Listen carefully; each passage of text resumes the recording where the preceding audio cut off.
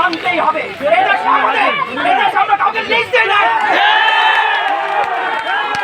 আমাদের দেশ আমাদেরই থাকবে। দেশকে আদায় করে ছাড়বো আমরা ইনশাআল্লাহ। তোমাদের আমার সাথে জানো আমি হাইকোর্টের সামনে পর্যন্ত গিয়েছিলাম, সাথে সাথে কথা বলতে আমাকে পথে আটকে দেওয়া হয়। এসপি নিজে এসে আমাকে আটকে দেন এবং সে আমার সাথে খারাপ ব্যবহার করেছে। আমি বলেছিলাম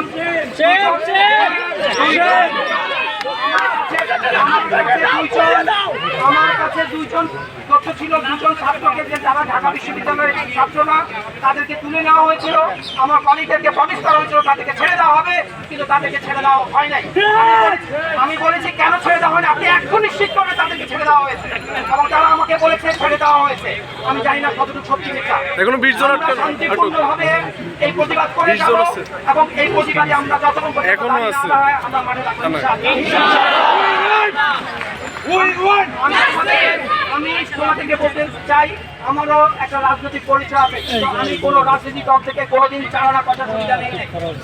এই দেশ আমার, এই দেশ আমি এইভাবে চলতে দিব না, আমি মেনে নেব না। আমাদের প্রতিবাদ চলবে। তোমরা আজকে আমার মনে হয় তোমাদেরকে প্রতিবাদ করা ছিল, আজকে হয়ে গেছে। তোমরা মনে আস্তে আস্তে তোমরা ইউনিভার্সিটি ক্যাম্পাসটা ছেড়ে চলে যাও, এটা আমার প্রতি। আবার আগামীকাল ইনশাআল্লাহ আমরা একত্র হবো। সবার উদ্দেশ্যে কিছু কথা বলছি ভাইরা, আজকে আমাদের সবার উদ্দেশ্যে আজকে আমাদের মাঠ যাচ্ছি, আমরা সবার অংশগ্রহণে সফলভাবে সম্পন্ন করতে পেরেছি এবং আজকে রাতে আমাদের পরবর্তী কর্মসূচি আমরা ঘোষণা করে দিব।